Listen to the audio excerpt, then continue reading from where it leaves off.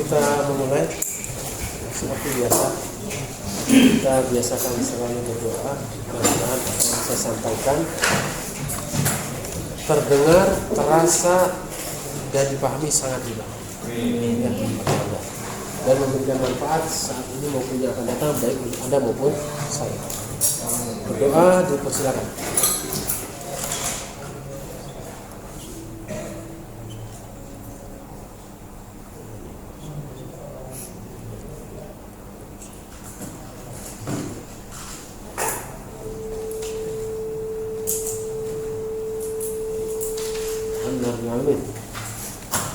Baik, sekali lagi bismillahirrahmanirrahim. Assalamualaikum warahmatullahi wabarakatuh.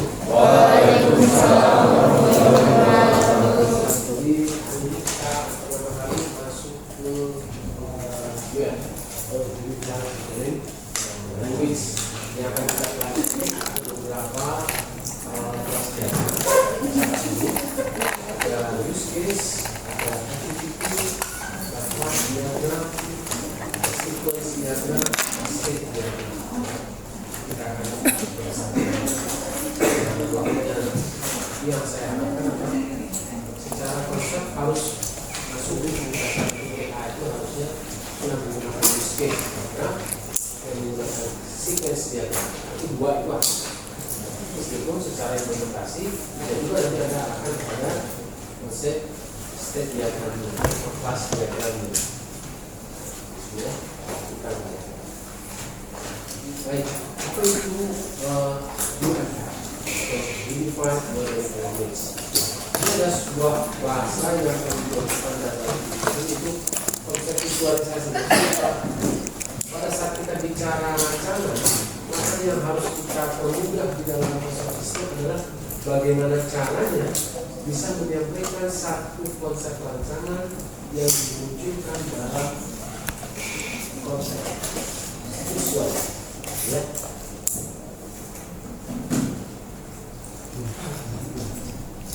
UML ini menawarkan sebuah standar untuk merancang model sebuah sistem. Jadi konsepnya Pak, pada saat kita bicara merancang ini sudah mengarah kepada tidak hanya sebatas menyatakan alur dari satu titik ke titik lain, dari satu konsep ke konsep lain, dari satu tahapan ke tahapan lain, tidak seperti itu. Jadi seperti halnya terjadi di dalam flowchart, gitu ya. Flowchart itu begitu ya, satu tahap yang dimulai dari awal hingga akhir. Itu apa? Tujuannya untuk menyelesaikan kesalahan. Tapi kalau konsep diagram ini pada dasarnya apa? Lebih mengarahkan kepada proses perencanaan dan komunikasi pada konsep sistem informasi yang tervisualisasi dengan jelas. Jadi konsepnya adalah apa? Bagaimana caranya rancangan ini bisa divisualisasikan? Ya. Seperti bahasa-bahasa lainnya, UML mendefinisikan notasi dan cinta. Ini sama. Kalau kita bicara UML apa sih bedanya sama sequence? Karena pada dasarnya ada satu kesepakatan, ya, ada satu kesepakatan yang disepakati oleh si perancang untuk mengetahui ini notasi apa, ini untuk apa, ini artinya kemana.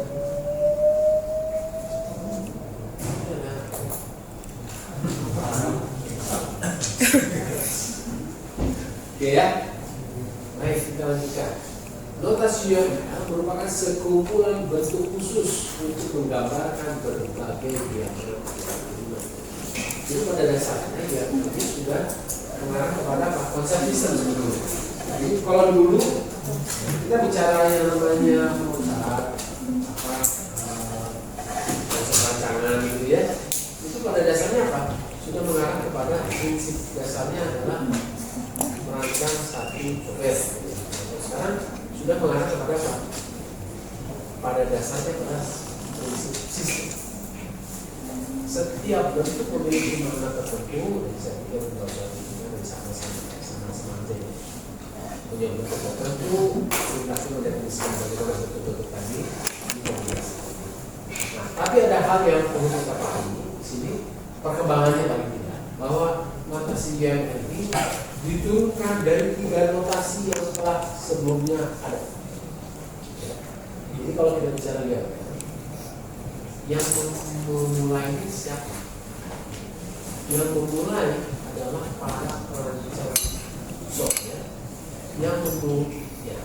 yang memiliki latar belakang yang sama di dalam prinsip perancangan berbasis pada objek. Ini yang memulai game ini apa?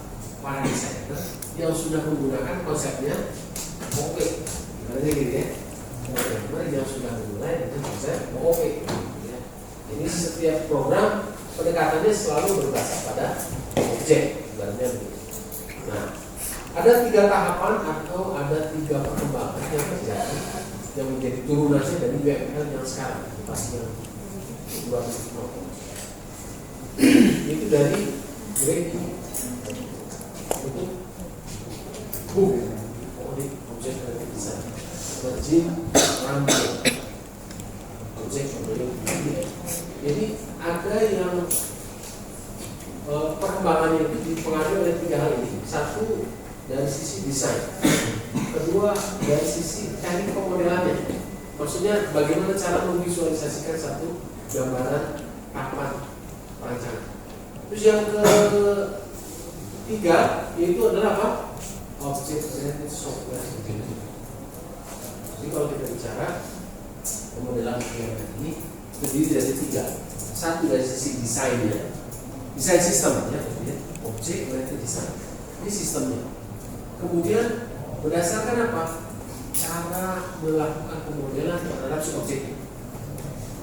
Baru yang ketiga ini adalah konsep murni dari software. Jadi bagaimana caranya melakukan perancangan software pada konsep OOP yang disepakati sehingga punya makna dan memberikan kemudahan. Tiga ini yang kemudian menghasilkan UML yang saat ini. Nah, ini tadi yang kita lihat, jadi ada beberapa informasi yang mempengaruhi sama seperti halnya perubahan Java ya. Java ini kan dipengaruhi oleh beberapa jenis bahasa, gitu ya. Ada bahasa dari C, Pascalnya, ada dari Ada, ada dari Basic, ada dari Fortran dan sebagainya. Nah, UML juga sama. Ini merupakan regenerasi yang dipengaruhi oleh para jenis teknologi desain. Jadi secara konseptual, jadi ada beberapa yang kita bisa tahu ya ini secara implementasi, prinsipnya seperti ini. Nah, diagram di dalam UML itu pada dasarnya adalah konsep bagaimana caranya menyampaikan atau memvisualisasikan proses bisnis. Nah, gitu ya. Jadi kalau misalnya kita bicara dalam software atau dalam sistem, jadi kalau ada di industri nanti dipertanyakan dulu, Pak, tolong buatkan proses bisnis. Maksudnya itu apa? Coba terapkan konsep tahapan sistem bisnis dalam konsep proses bisnis. Kalau kacamata kita secara konsep bisnis, proses bisnis maksudnya apa? Fungsi sebetulnya. Atau dalam Java apa namanya? Metode, gitu kan ya? Jadi yang dilihat itu apa? Proses bisnisnya. Kalau melihatnya berdasarkan industri. Tapi kalau untuk konsep kita, maksudnya apa? Oh, fungsinya apa saja ini si software yang kita buat? Fiturnya itu bagaimana? Ya. Itu prinsipnya. Tapi ada hal yang nantinya, apakah semua fungsi harus kita jabarkan secara detail? Kenapa? Seperti halnya kita bicara yang namanya algoritma, meskipun kita tahu bahwa apa tujuannya apa, nah, keren ya, prosesnya kan, tapi kita tujuannya harus efisien dan efektif. Nah, dengan sistem tersebut itu harus efisien dan efektif.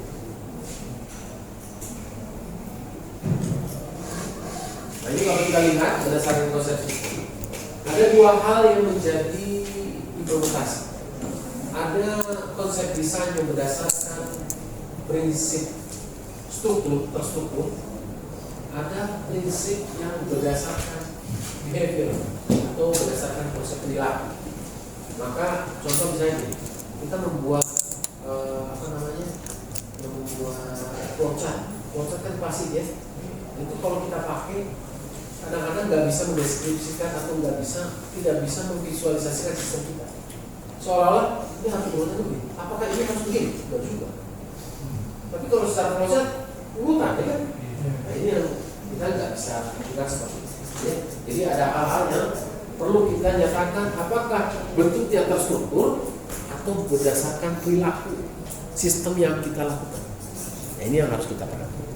Jadi kalau kita melihat di situ ada use case model, class diagram, activity diagram, sequence diagram, state chart, component diagram, deployment diagram. Ini punya karakteristik sendiri, punya jenis sendiri, punya konsep yang bisa dinyatakan secara prinsipnya apa? Oh, terstruktur. Kalau use case ini bisa terstruktur, bisa juga behavior. Yang murni terstruktur apa? Class diagram, komponen diagram, deployment diagram. Sifatnya apa? Statis. Dinyatakan dari awal sudah pakainya komponen apa saja? Ini. Kelasnya apa saja? Ya, itu tidak ada konsep dinamisnya, maka dinyatakan sebagai statis. Tapi beda dengan use case model, apalagi activity atau sequence diagram. Karena di situ ada proses perubahan waktu, ada perubahan atau ada sesuatu yang berubah berdasarkan satu konsep tertentu atau kondisi tertentu. Kalau use case mungkin bisa jadi berubah atau tidak. Misalnya contoh, ini ada kaitannya dengan konsep sistem ini, apakah tergantung pada konsep lain? Nah, gitu ya. Kalau dalam prinsip Java apa? Ada extend, ya kan? Ada konsep include. Nah itu di dalam use case itu kita mengarahkan ke sana. Jadi kapan kita meng-extend, kapan kita punya sistem yang merupakan turunan dari sistem lain. Karena konsep sistem kan begitu ya. Sistem yang baik adalah sistem yang bisa dipakai dalam kurun waktu tertentu tanpa harus mengenerate lagi dari awal. Itu konsep sistem yang baik seperti itu. Maka apa? Dalam konsep desain secara prinsip harus dinyatakan apakah ada proses pergeseran waktu, adakah perubahan-perubahan secara dinamis atau tidak. Maka dinyatakan dalam konsep terstruktur dan secara perilaku perubahan. Ini ya. Kita masuk ke konsep perbedaannya. Apa sih kalau misalnya terlihat dari sisi struktur dan diagram? Diagram struktural atau structure diagram dalam diagram ini menggambarkan struktur statis tadi yang saya bilang. Statis. Jadi perubahannya sudah dari awal hanya itu saja. Kalaupun ada perubahan tinggal tambah. Gitu ya. Apa saja yang biasanya digunakan untuk penggambaran secara terstruktur ini? Biasanya apa? Untuk memvisualisasikan organisasi, gitu ya, komposisi. Pak, ini kok UML kok bicara masalah struktur organisasi. Tadi saya bilang, UML ini pendekatannya tidak hanya kepada konsep perangkat lunak saja. Kalau seperti halnya di dalam prinsip flowchart, itu kan ada sistem, ada software, gitu kan ya. Nah UML juga sama, ibaratnya begini. Pendekatannya tidak hanya pada flowchart, tapi juga secara konsep sistem. Nah konsep sistemnya berarti UML ini bisa membuat seperti apa sih? Yang bisa digunakan untuk memvisualisasikan konsep organisasi, komposisi, hubungan antar elemen dalam satu sistem. Bicaranya konsep sistem, ya. Tapi sifatnya statis, gitu ya. Nah berbeda dengan behavioral diagram. Konsepnya dinamis. Ini menggambarkan apa? Komponen-komponen suatu sistem berinteraksi satu sama lain dan bagaimana sistem tersebut merespon rangsangan dari satu kondisi kepada kondisi lain tergantung dari skop yang kita tentukan. Misalnya ada satu skop yang kita nyatakan ini adalah internal, ini eksternal. Pada saat ada satu trigger dari eksternal, apa yang terjadi? Itu konsepnya adalah behavior. Ya. Nah, diagram perilaku digunakan untuk memvisualisasikan perilaku suatu sistem dari waktu ke waktu. Nah, dinyatakan dinamis itu. Karena apa? Ada satu perubahan dari waktu ke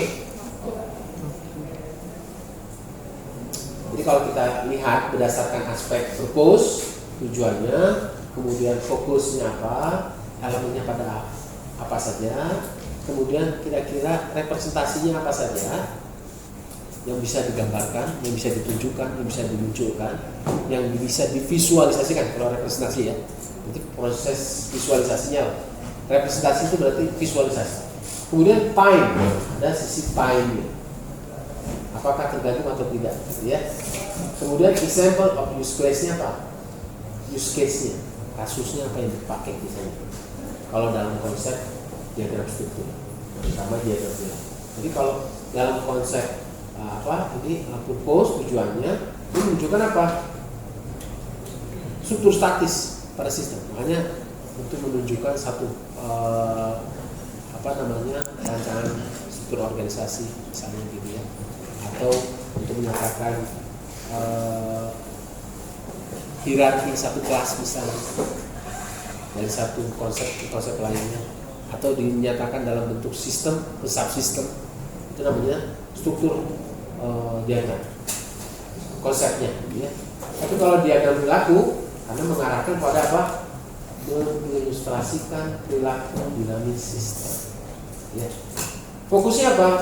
Kalau diagram struktur fokusnya kepada komponen, kelas, dan hubungannya. Jadi secara strukturalnya, terstrukturnya seperti apa, itu untuk yang diagram structure.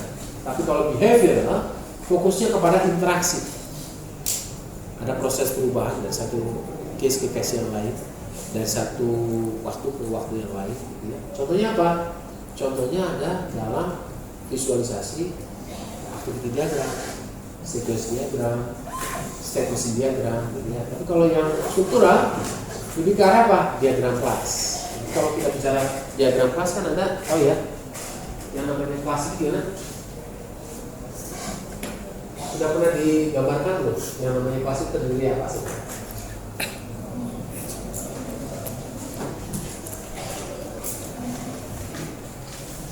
Atribut gitu ya.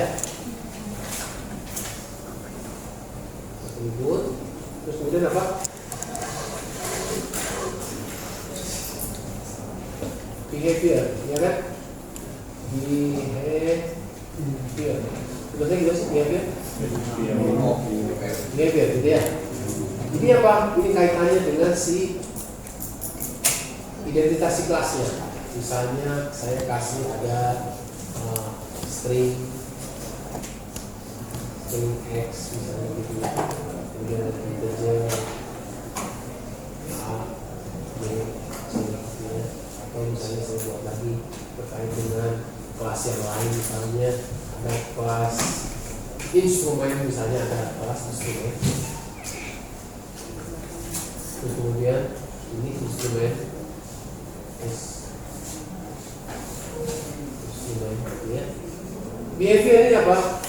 Nah ini kaitannya dengan metode-metodenya nih. Misalnya get data atau itu. Terus konsepnya apa? Point.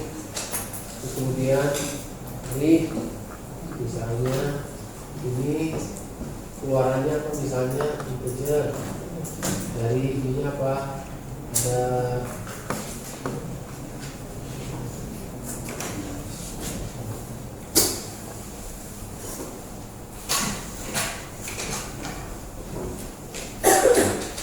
misalnya begini, ini integer A, misalnya. Kemudian apa keluarannya? Integer juga. Ini namanya kelas diagram. Ini namanya struktur kelas, gitu ya. Yang di dalamnya terdapat atribut, behavior, dan keterangan lainnya. Kalau kita nyatakan misalnya dia menyatakan interface, misalnya interface-nya kemana? Apakah dia turunan dari kelas sebelumnya? Apakah dia kelas itu, parent kelas atau child kelas, misalnya. Jadi kita akan belajar yang itu pasti. Nah, secara konsep waktu, nah kalau diagram struktur tidak tergantung, tidak ada perubahan. Karena sifatnya apa? Hanya mendefinisikan sesuatu berdasarkan satu konsep rancangan, itu saja. Tidak ada perubahan waktu, tidak ada perubahan pengaruh terhadap yang lain dari satu representasi ke representasi yang lain tidak ada. Tapi kalau untuk behavior diagram itu tergantung waktu, karena menggambarkan bagaimana sistem berperilaku seiring proses pergantian waktu. Misalnya dari satu konsep ke konsep lain, dari satu fungsi ke fungsi lain, itu namanya dalam prinsip diagram.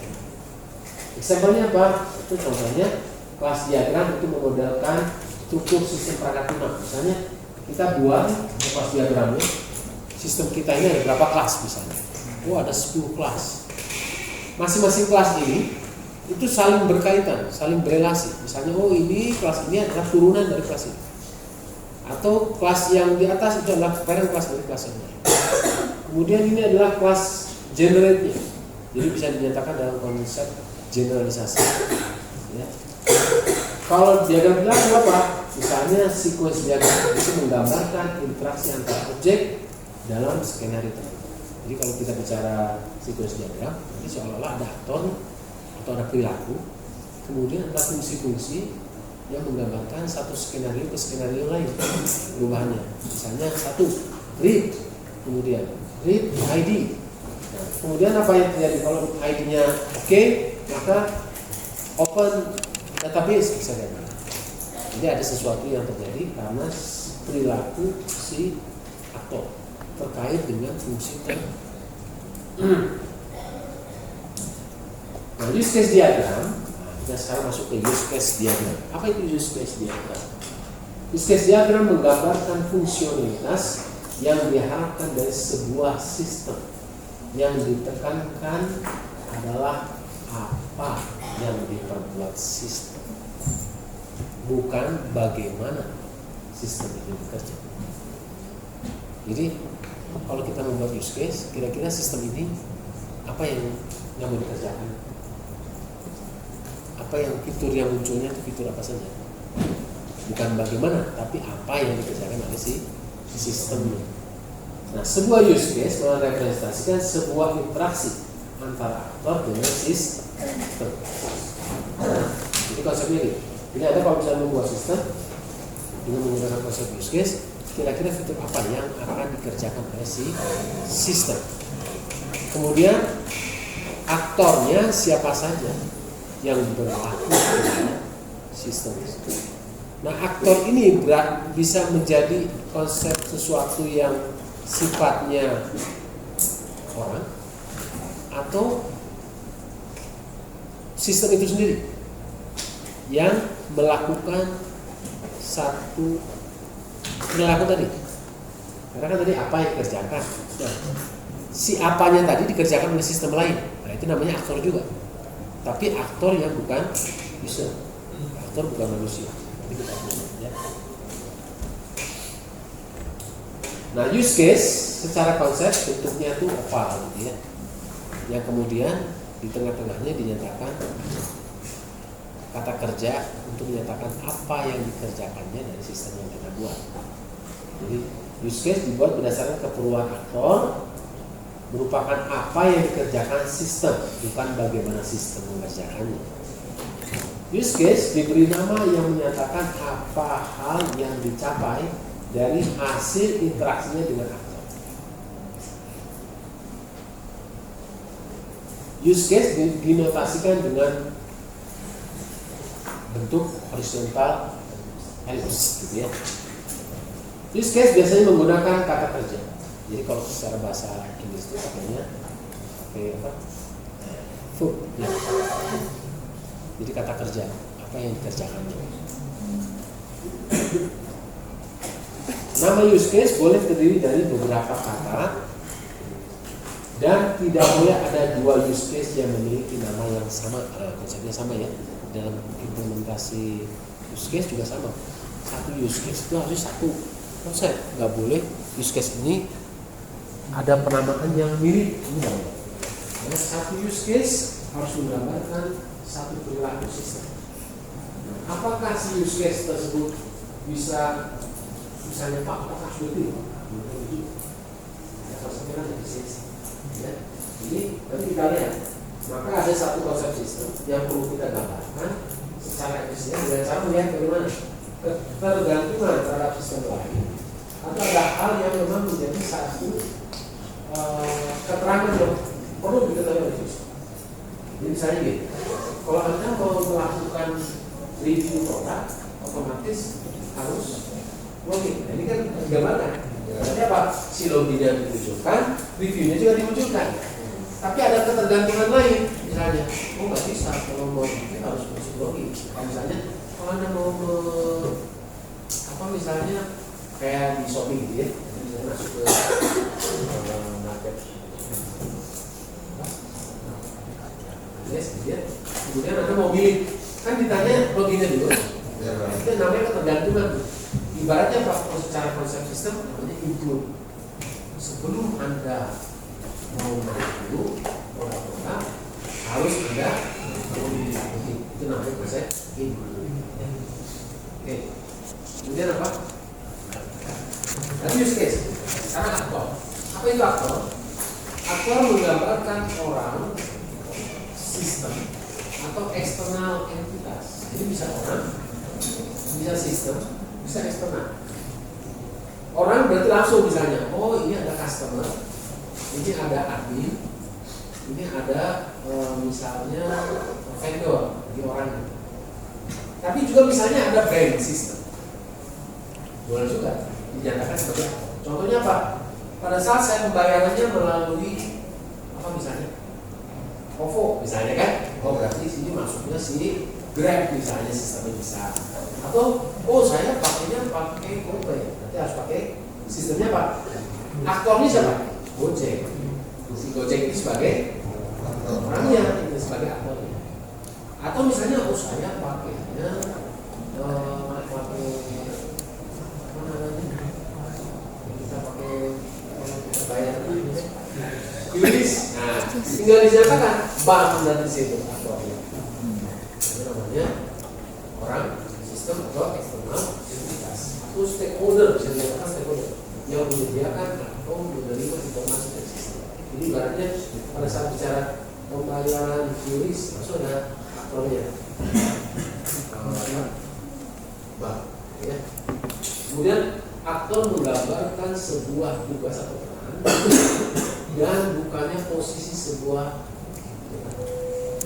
Ya, misalnya posisi manajer ini supervisor perilakunya apa yang dikerjakan, ya. Aktor memberi input, tapi bisa juga kayak gini, dia bukan jabatan, tapi pun apa istilah admin, ya kan?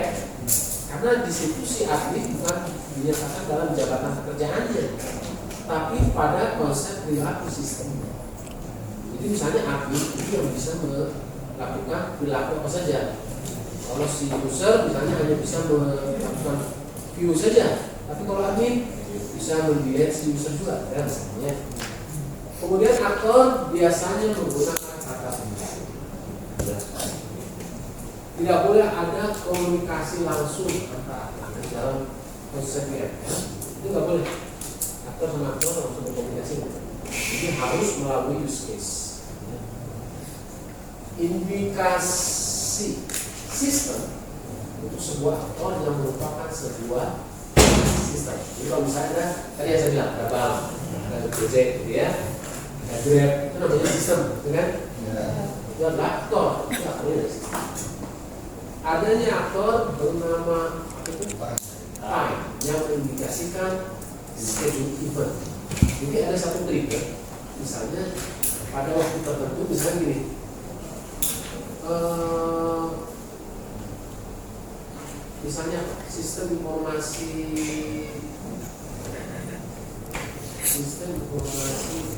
aksesi. Nah, ini kan ada pembelajaran sama ada libur, gitu kan? Nah, di sini ada time. Time itu maksudnya apa? Pada saat dinyatakan libur, jadi ada kaitannya dengan kalender misalnya, ya? Yang kita lihat. Ini kita di solusi pembahasannya sebelum kita akan lihat secara singkatnya. Masih kita melihat berdasarkan praktisnya saja ya. Di dalam posisi UML aktor ini adanya di kiri atas garisnya.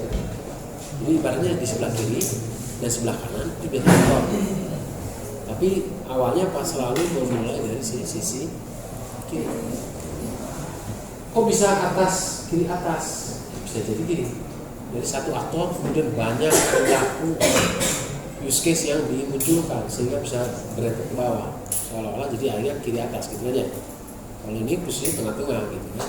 Ini karena misalnya banyaknya use case yang dibuat sehingga menyatakan kiri atas.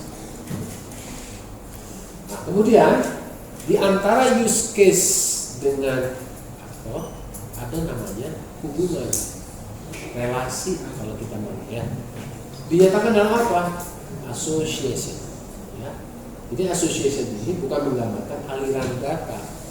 Nah, bedanya dengan konsep tadi dalam flowchart itu kan garis tanda panah itu kan aliran data tuh dari awal sampai akhir, bahkan ada percabangan sendiri harus kita menggunakan tanda panah untuk menunjukkan ke kiri atau ke kanan gitu kan. Nah, association ini beda. Dia konsepnya adalah garis saja. Digunakan untuk menggambarkan bagaimana aktor terlibat dalam satu use case. Ada 4 jenis relasi yang bisa timbul dalam konsep use case. Ada association antara aktor dan use case.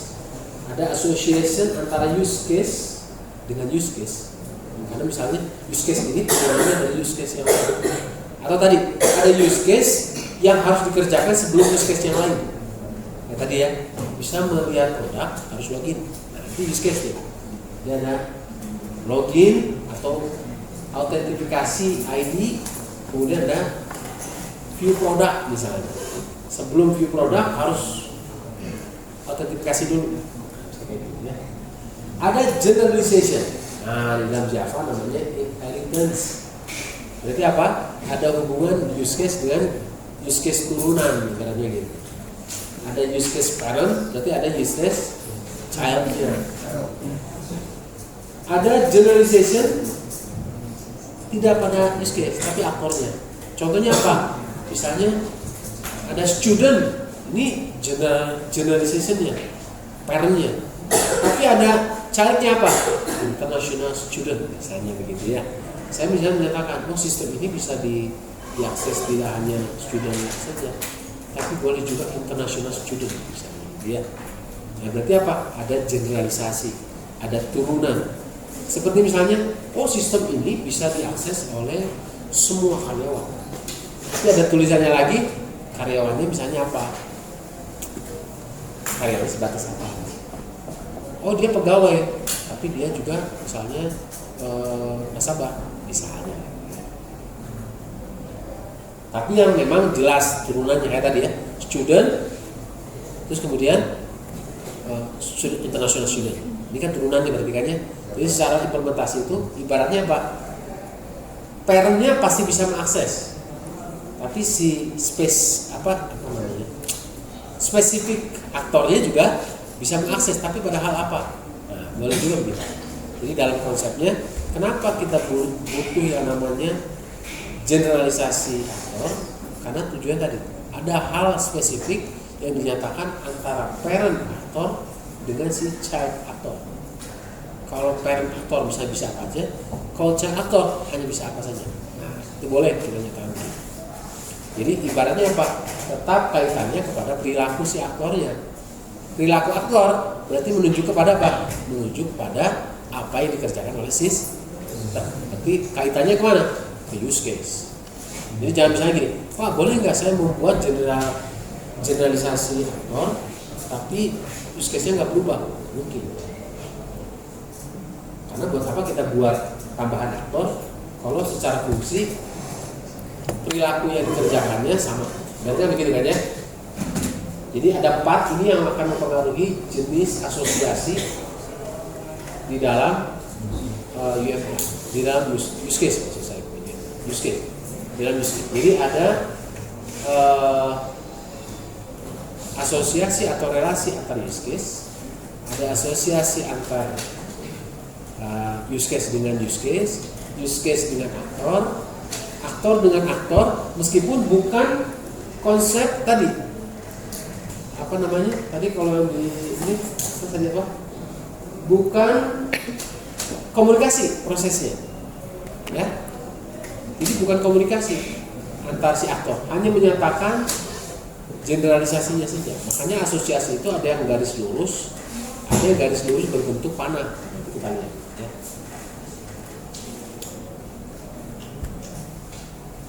Nah, ujung panah pada asosiasi antara aktor dan use case mengindikasikan siapa atau apa yang meminta interaksi, bukannya mengindikasikan aliran data.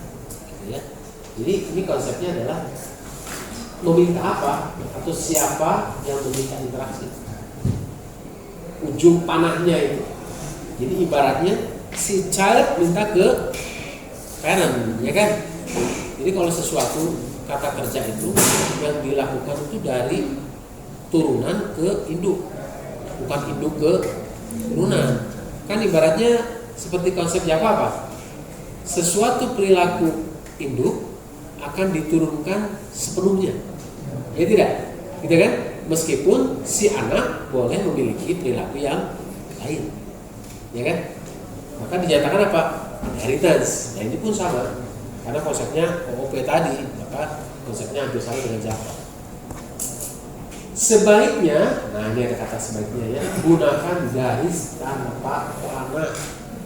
Jadi kalau misalnya ada lihat ada use case misalnya, Pak ada use case kok pakai tanda panah, itu sebetulnya kurang baik. Karena apa? Konsep umumnya use case itu harus menggambarkan secara spesifik. Kalau tanda panah berarti ada sesuatu hal yang lain. Tapi kalau misalnya semua tanda panah, nah, itu kurang bagus dari desainnya. Kenapa? Konsep umumnya yang namanya asosiasi itu diawali dengan garis lurus biasa antara aktor dengan use case, itu garis biasa. Adapun tanda panah sebetulnya ini menunjukkan apa? Menunjukkan tadi konsep relasi dari satu apa namanya child aktor ke parent aktor, itu Pak ada. Kemudian ada hal yang dikerjakannya misalnya dari use case yang lain ke use case sebelumnya, itu pakai tanda panah. Tapi nanti ada tanda panahnya yang titik-titik ini juga ada juga. Ini ada kata include atau extend dalam use case. Kita lihat. Jadi pada dasarnya yang harus kita biasakan menggunakan garis lurus, gitu ya. Association antara use case, ya. Association antara use case. Jadi kalau kita bicara tadi relasi antar use case, ya. Kalau misalnya relasi antar aktor pada dasarnya bukan proses komunikasi, tapi apa? Keterkaitan. Jadi asosiasi berarti kaitannya gitu ya, dari satu use case ke use case lain, ini saling berkaitan. Namanya association. Termasuk dalam use case lain bisa dinyatakan apa? Required atau sesuatu yang diharuskan. Nah, pemanggilan use case oleh use case lain contohnya adalah pemanggilan sebuah fungsi program. Tanda panah terbuka harus terarah ke sub use case. Nah, berarti coba lihat. Anda artikan tanda panah terbuka. Apa kira-kira? Tanda panah terbuka. Isi terbukanya kemana? Ke arah ke apa? Ke arah sub use case. Berarti kira-kira kalau ada tanda panah dari kiri ke kanan ya, misalnya tanda panah kiri ke kanan. Berarti dari satu use case yang ada di kiri ke use case yang ada di kanan. Mana kira-kira parent kelasnya, mana parent use case-nya, mana yang child use case-nya? Kiri ke kanan.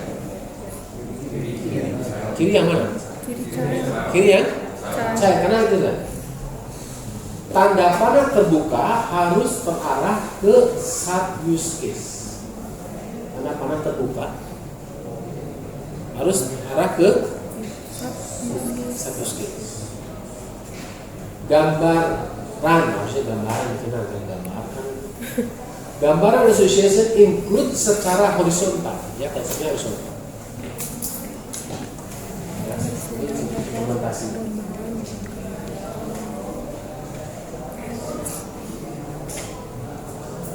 Ini harusnya sama ya. Ini tuh beda nih. Ini harusnya begini ya. Jadi kira-kira dicoba deh. Ini sama nih, kasusnya sama. Mana yang lebih dulu? Register atau login? Login atau maintain? Catat data pribadi atau buka rekening? Hah? Mana tuh? Catat data pribadi dulu, atau masukin datanya dulu atuh. Ya kan?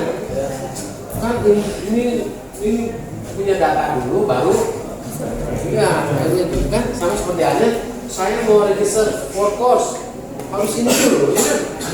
Cuma ini saya koreksi harusnya begini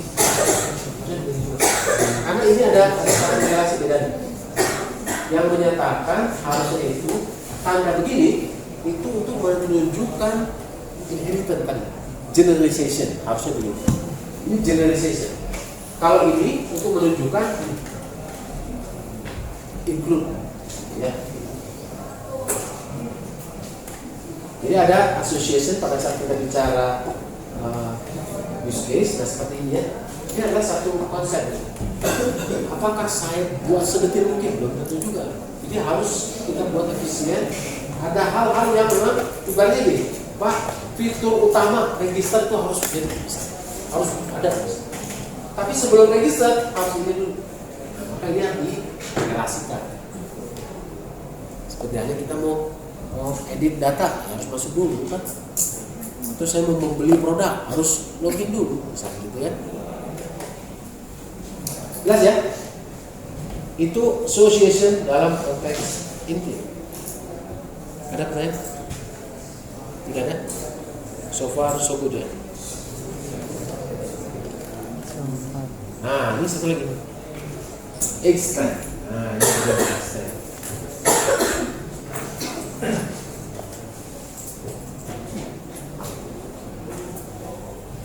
Dia coba lihat. Antara extend sama include sama nih konsepnya gitu tuh.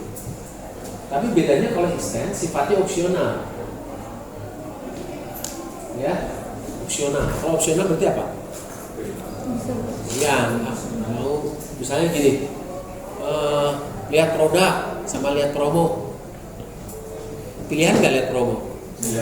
Iya. Atau ada pembayaran terus kemudian dapat voucher, pilihan nggak itu? Pilihan kan? Saya nggak perlu voucher, langsung aja bayar, gitu kan? Tapi kadang-kadang, lumayan ada diskon 10% misalnya, gitu ya. Itu extend. Jadi sesuatu use case yang berelasi, tapi ini merupakan pilihan. Ibaratnya si user boleh ngambil, boleh enggak, boleh menentukan, boleh tidak. Itu namanya extend. Tapi kalau include tadi, kalau include harus, nggak mungkin Anda mau mendelete data sebelumnya login. Nggak mungkin Anda mau membayar produk atau melihat produk sebelum login. Itu extend gitu ya, jelas ya. Ini extend. Ya, buka rekening sama buka deposito. Mana yang lebih utama? Ini kan saya mau buka rekening, langsung ditawar, ini mau buka deposito. Nah ini, tapi boleh gitu ibaratnya. Ini ada tawaran, tapi opsional. Setiap nasabah boleh buka rekening, tapi belum mau buka. Itu konsep extend. Jadi kalau include harus, kalau extend optional. Tanda panah terbuka harus terarah ke parent. Oh, coba.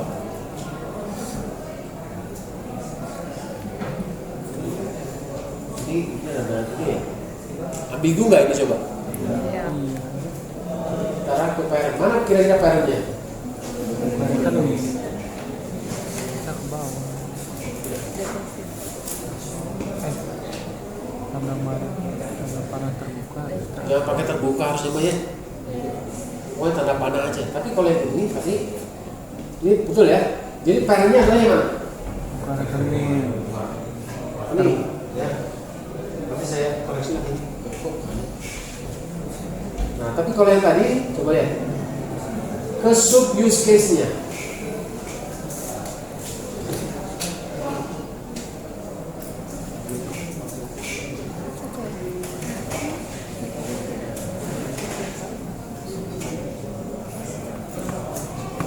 Betul nggak?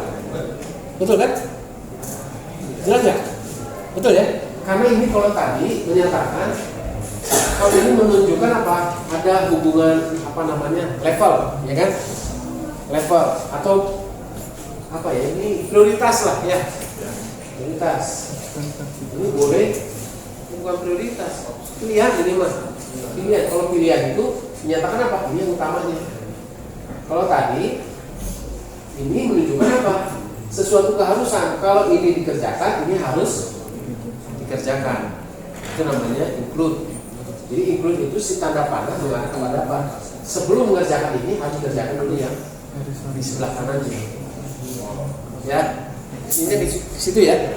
Jadi si tanda panahnya menyatakan, Pak harus kanan enggak? Belum tentu juga, bisa jadi di arah di atas juga bisa, di kanan bawah juga bisa, gitu kan? Tapi tanda panah itu menunjukkan apa? Keharusan mengerjakan sesuatunya. Di tanda panahnya itu, ya. Oke, itu dari include dan sekarang generalization. Nah ini tadi yang saya bilang. Generalization, nah ini biasanya dinyatakan gambar panah tertutup. Oh, maksudnya tahu nggak? Jelas nggak maksudnya? Panah tertutup maksudnya? Hah? Bukan, panah tertutup apa juga? Nah, itu maksudnya. Jadi maksudnya panah tertutup, segitiganya ketutup gitu kan ya? Nah, itu maksudnya. Jadi itu menyatakan apa? Generalization. Makanya tadi saya bilang ini saya koreksi nih. Tapi benar ya, ini bukan rekening sama bukan deposito, boleh lah ini bisa dinyatakannya. Tapi tadi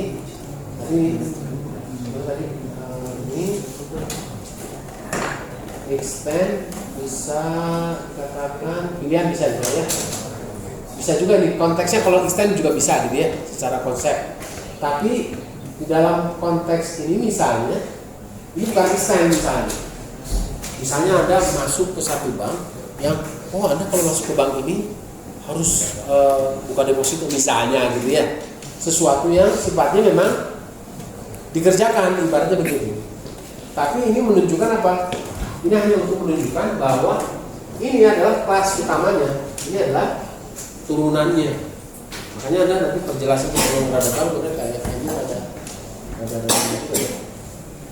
Untuk inheritance misalnya jangan pakai buka rekening sama buka deposito ya. Bisa jadi konsepnya sama seperti hal ini. Anda menggambarkan sepeda, sistem tentang sepeda misalnya, penjualan sepeda. Kemudian ada sepeda gunung, ada sepeda ontel, ada sepeda BMX. Nah, secara prinsip sepedanya sama misalnya. Tapi karena misalnya gini, oh Pak, ini kan sepeda BMX, ini sepeda balap, beda Pak. Harganya lebih mahal misalnya. Karena apa? Ada fitur gearnya misalnya. Nah ini ada generalisasi nih. Karena apa? Menyatakan secara sistem ada perbedaan. Kelasnya apa? Kelas sepeda. Tapi turunannya ada perbedaan spesifiknya. Nah ini pun sama. Kayak seolah-olah buka rekening adalah konsep utamanya di dalam prinsip registrasi nasabah. Tapi ada hal metode atau atribut yang terpakai juga di deposito, tapi ada sesuatu yang khusus. Kaitannya dengan apa? Ini deposito misalnya. Tapi datanya sama, bisa mengambil. Ibaratnya kalau kita nyatakan begini apa? Ini misalnya kita kelas, ini misalnya subkelasnya, ya. Ini parent class, ini berarti child classnya. Boleh misalnya saya nyatakan ada pada saat buka deposito, misalnya saya mau melihat data apa namanya saldo misalnya gitu ya, saldo saya berapa, atau data apa? Saldo misalnya. Di sini ada saldo, di sini nggak perlu ada saldo. Karena misalnya apa? Rekening biasa pada saat saya lihat saldo sama dengan melihat saldo di deposito. Itu konsepnya gitu. Ya, jelas ya. Jadi kalau misalnya dinyatakan kayak gini nih, dinyatakan sebagai apa? Turunan, use case turunan. Berarti apa? Ada hal yang dikerjakan di sini, tapi di sini dibuat lebih spesifik. Ada atau apa? Ada tambahan lain. Karena konsep OP tadi yang saya bilang antara parent class dengan child class. Parent class itu bisa dipakai semuanya, tapi kalau child class spesifik. Jelas ya? Untuk berarti makanya kita perlu prakteknya aja, implementasi langsung. Tapi jelas sih pakainya ada mana? Ya. Konsepnya asosiasinya itu dalam bentuk anak tertutup.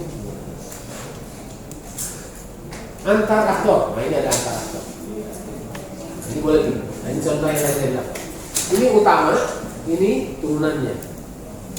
Misalnya di sini semua data pribadi ada semua, di sini ada menyatakan negara. Kalau di sini nggak ada, tapi di sini ada negara. Di sini nggak ada data bahasa. Di sini language misalnya gitu kan. Oh Spanyol misalnya ini pakainya bahasa Spain atau apa. Oh ini Portugal, oh pakainya Portugis. Terus Jepang, pakai apa? Japanese, ya.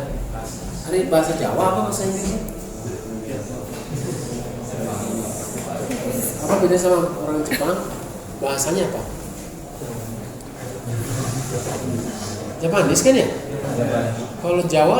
Jawa Jepang. Oh iya, bedanya apa? Vivi sama Japanese sama Japanese. Ini contohnya ya. Jadi kalau untuk antar aktor, tapi tidak boleh komunikasi langsung, tidak boleh. Ini hanya menyatakan apa? Relasi saja. Bahwa ini adalah hidupnya, ini adalah turunannya. Nah, lihat di sini. Ada hal yang dinyatakan secara extend. Enroll student, enroll international student. Ada hal yang ikut extend. Tadi extend apa tadi? Bedanya dengan include? Ya, ibaratnya kalau student ini nggak perlu di sini, gitu kan? Tapi kalau ini pasti di sini. Jadi opsional, sesuatu yang boleh dikerjakan kalau sesuai dengan kriterianya, gitu kan? Mau dapat voucher, mau ambil voucher, enggak ambil. Tapi itu boleh juga dinyatakan si extend ini apa use case yang apa namanya pilihan tadi boleh dilakukan oleh spesifik aktor. Jadi ada kaitannya nih. Kan kalau misalnya nih, contoh misalnya adalah tadi kan, nah kayak gini, ini satu aktor nih, ya kan? Tapi kalau ini menunjukkan apa? Si nasabah ini boleh melihat, boleh tidak, atau boleh memilih atau tidak. Tapi kalau untuk yang kaitannya dengan spesifik, ini dia harus melakukan di sana. Karena kaitannya dengan spesifik. Oh, jadi bisa jadi nih, apakah spesifik aktor harus memiliki use case yang spesifik? Bisa ya, bisa tidak, tergantung kasusnya apa. Kayak gitu misalnya, oh saya di sini ada sistem informasi mahasiswa atau sistem informasi presensi mahasiswa misalnya. Itu dibedakan berdasarkan apa? Ada dua jenis student misalnya. Ada student, ada international student. Kalau student, dia masuk ke enroll student. Tapi kalau dia internasional, dia harus masuk ke enroll international student. Nah, masalah misalnya, apakah boleh misalnya student ini melihat ke sini? Bisa ya, bisa enggak, misalnya gitu kan? Karena misalnya saya nggak mau pakai ini karena pakai bahasa Inggris. Saya kan ini natif misalnya, natif pasti ke sini. Tapi tinggal tergantung tadi konsepnya apa, pilihan. Misalnya boleh bebas misalnya, Anda boleh melakukan enroll berdasarkan yang sistem pakai bahasa Indonesia, ada yang pakai bahasa Inggris, misalnya kayak begitu konsepnya. Jadi yang mudahnya seperti itu. Kalau internasional, dia pasti akan enrollnya international student. dari sisi tampilan semuanya pakai bahasa Inggris. Tapi kalau ini semua bahasa. Jelas ya? Jadi itu konsepnya. Kapan kita menggunakan spesifik aktor, kemudian ada kaitannya tidak dengan spesifik use case? Bisa jadi, bisa tidak. Bisa tidak. Jelas ya? Ini include, ya extend, ya include. Pada saat enroll student, maka enroll di seminar misalnya harus. Kemudian, ini lihat, pada saat enroll student, dia harus menyatakan misalnya. Karena apa? Kalau ada sesuatu, saya menghubungi siapa nih? Ya, maka di sini harus ini turunannya misalnya data keluarga misalnya gitu ya. Kayak misalnya kita buat sistem, Anda masukkan nama saya ini, alamat, tempat tanggal lahir dan sebagainya, terus sampai data pribadi, kemudian ada data keluarga masuk ke data keluarga. Tapi sifatnya apa? Ya, ini dinyatakan sebagai data keluarga ini apa? Turunan. Maksudnya apa? Ada satu sistem misalnya, Pak saya nggak ada keluarga, misalnya gitu ya. Saya misalnya dipastikan di Inggris misalnya. Anda masuk data student, terus kemudian mana data keluarga Anda? Di sini nggak ada siapa-siapa, saya hanya di Indonesia, saya gitu. Ini jadi apa? Ini diperlukan tidak juga. Makanya dinyatakan secara konsep inheritance, ya dikerjakan atau tidak. Tinggal nanti Anda tentukan boleh inheritance. Jadi kadang-kadang ada use case yang dinyatakan menjadi pilihan, tapi juga turunan. Kenapa kok bisa dinyatakan turunan? Tadi, ya kalau pas dia ada keluarga, sama seperti halnya data pribadi, kemudian ada data keluarga, anak, istri, dan misalnya masih single. Nggak bisa kan munculkan, ya, kan? Kayak misalnya PNS tuh, PNS kan ada muncul tunjangan tuh. Nah, proses tunjangan dan tunjangan dari pemerintah itu akan muncul, tunjangan kesehatan, tunjangan apa gitu. Itu ada kaitannya dengan tunjangan keluarga. Nah ini tunjangan keluarga kalau kita sistemkan dalam bentuk use case bisa dinyatakan, bisa extend, bisa juga inheritance. Kenapa dinyatakan extend? Kalau si orangnya punya keluarga, gitu kan? Tapi kenapa kok dinyatakan inheritance? Karena setiap orang yang berkeluarga maka harus mendata keluarganya. Maka bisa dinyatakan secara extend, bisa dinyatakan juga dalam konteks ini generalisasi inheritance. Ya, cuman ya itu tadi saya bilang tinggal kita pilih apakah sesuai dengan ketentuannya tadi. Makanya kalau bisa dinyatakan gini, Pak, sebetulnya pada saat kita bicara UML, use case diagram, kelas diagram, apapun itulah, termasuk kalau kita menggunakan pada komunitas waktu itu. Jadi selain flowchart lah, itu kan pada dasarnya Pak, kesepakatan. Sama seperti halnya pseudocode, ya kan? Pseudocode itu apa? Sama seperti bahasa rancangan, tapi yang disepakati oleh para desainernya, ya kan? Kebetulan misalnya saya orang Java, maka pseudocode-nya seperti apa? Menggunakan konsep Java. Saya orang C, pada saat bicara pseudocode-nya, maka menggunakan konsep. Jelas ya? Oke, use case system boundary box. Nah, jadi kalau kita bicara use case, ada hal yang misalnya kita nyatakan use case ini misalnya hanya diperlakukan pada aktor tertentu. Karena apa? Ini menunjukkan satu lingkungan tertentu. Nah, contoh, customer boleh search for item, place order, sama obtain help. Tapi kalau customer support misalnya hanya menyatakan obtain help-nya aja. Kemudian payment processor nih, misalnya tadi yang kaitannya dengan bank, Gojek, OVO, apa misalnya gitu ya. Ini melakukan apa? Tidak bisa menyatakan yang lain. Hanya ini saja, misalnya. Jadi ada hal yang menjadi keterkhususan. Sesuatu lingkungan yang menyatakan secara khusus, menyatakan seperti boundary. Ya. Tapi jarang juga memang. Kadang-kadang menjadi Pak, itu use case yang ada tetapnya. Karena tadi secara sistem dinyatakan itu bebas saja misalnya, nggak ada kekhususan. Maka boleh kita tanpa menggunakan box, boleh menggunakan boundary box, boleh tidak tergantung dari kasusnya. Karena apa? Konsepnya dilihat berdasarkan apa? Kepentingannya apa? Ya, jelas ya? Biasanya digunakan untuk memberikan beberapa alternatif sistem yang dapat dijadikan pilihan. Kemudian apa? Penggunaannya sifatnya opsional. Tadi yang saya bilang, dipakai atau enggak? Kalau nggak dipakai, ya sudah. Nyatakan semua orang atau setiap aktor bisa mengakses. Meskipun proses aksesnya tadi dinyatakan per use case. Ya. Jadi ada yang menyatakan ibaratnya gini, Pak, ini kalau misalnya nggak pakai juga nggak apa-apa, langsung nggak usah dipakai besok. Karena apa? Kan sudah khusus. Ini hanya ini saja, gitu kan? Ini hanya ini saja, ya kan? Nah, tapi tadi yang saya bilang sebaiknya prosesnya menggunakan garis lurus saja tanpa panah.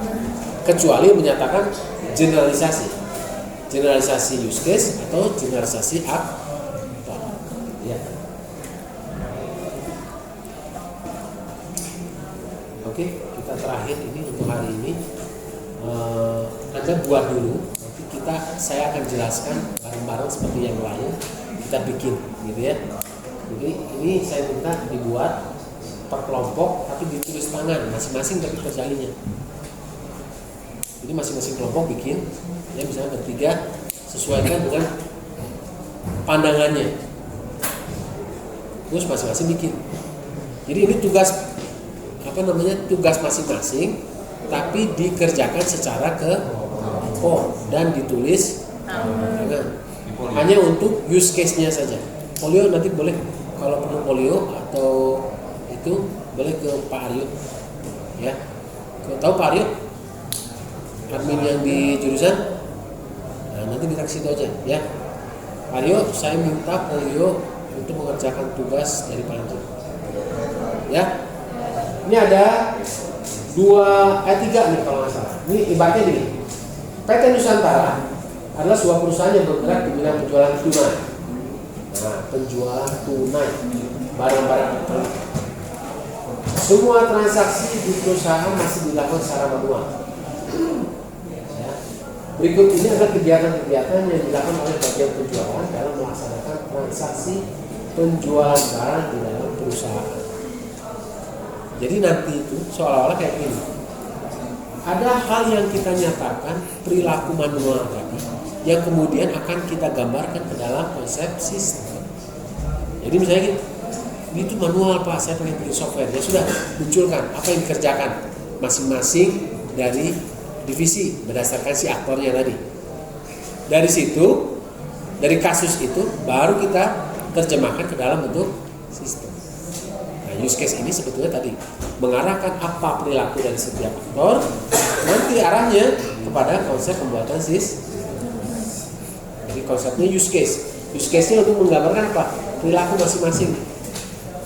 Supaya apa? Tujuannya dari use case tadi akan menghasilkan satu fitur sistemnya. Oh, dia harus bisa nge-print, melakukan pembayaran langsung, terus kemudian melihat barang, memesan barang dan sebagainya. Ya. Ini ada kasusnya nih. 1, kasus pemesanan barang. 2, pembuatan kwitansi. 3, pembuatan laporan. Ini kasusnya. Ya. Jadi ada pembuatan kwitansi, pembuatan laporan, ada pemesanan barang. Coba lihat satu saja. Setiap kali bagian penjualan akan menjual barang, ia selalu menerima surat pesanan dari pelanggan. Nah, lihat akhirnya ada pelanggan. Menerima surat pesanan dari pelanggan. Berdasarkan surat pesanan tersebut, bagian penjual kemudian mencatat dan merekamnya ke dalam arsip surat pesanan. Berdasarkan arsip surat pesanan tersebut, bagian penjualan membuatkan faktur dan surat jalan yang dikirimkan kepada pelanggan sebagai bukti bahwa barang yang dipesan sudah terrealisasi dan perangkatnya disimpan sebagai arsip faktur dan arsip surat jalan. Ini kan kasus umumnya. Ini Anda perlu menerjemahkannya dalam konsep sistem. Ada hal yang perlu digambarkan dalam use case, ada juga hal yang tidak perlu dimunculkan dalam use case. Jelas ya?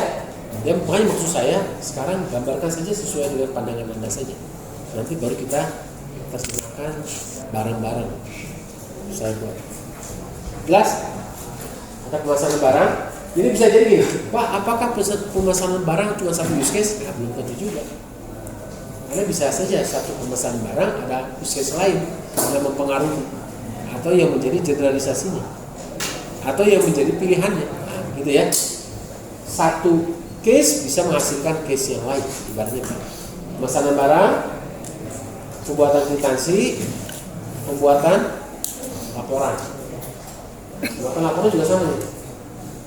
Apakah dia ingat yang harus kita nyatakan apa? Use case itu apa yang diperbuat oleh sistem dari perilaku aktor. Ya.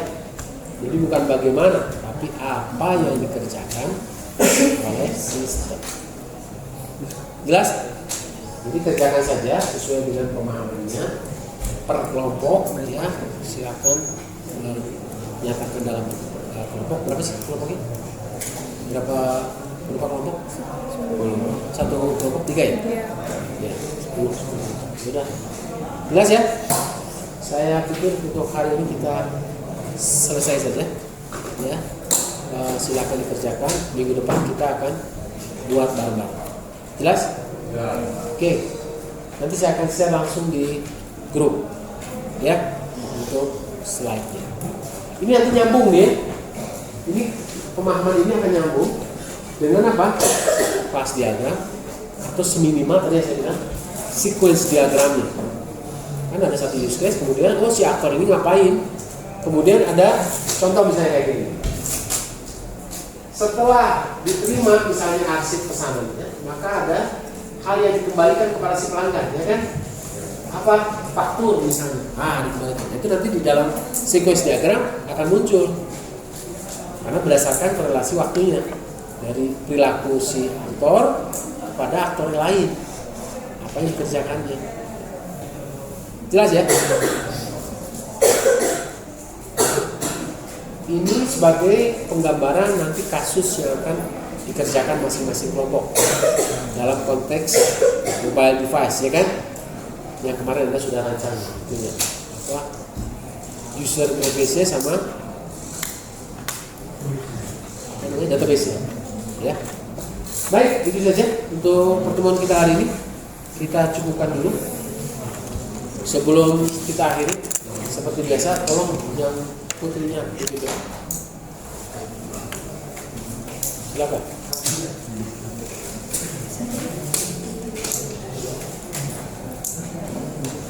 Silakan. Ini esai ini katanya. Ayo, let's go. Let's go. Setelah kita melaksanakan mata kuliah ini, semoga Amin. Iya, kita amin. Sudah kata semoga ini sesuatu doa nih. Oke, sok. doa menurut kepercayaan. Semoga doa kita. Jelaskan itu. Serius. Semoga ilmu yang kita dapat hari ini bisa bermanfaat bagi hidup kita ke depannya. Berdoa dimulai.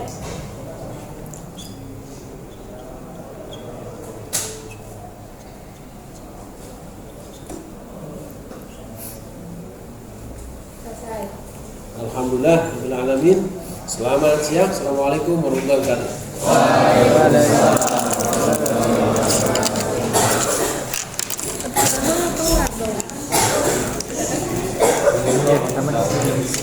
Dari sesi 2.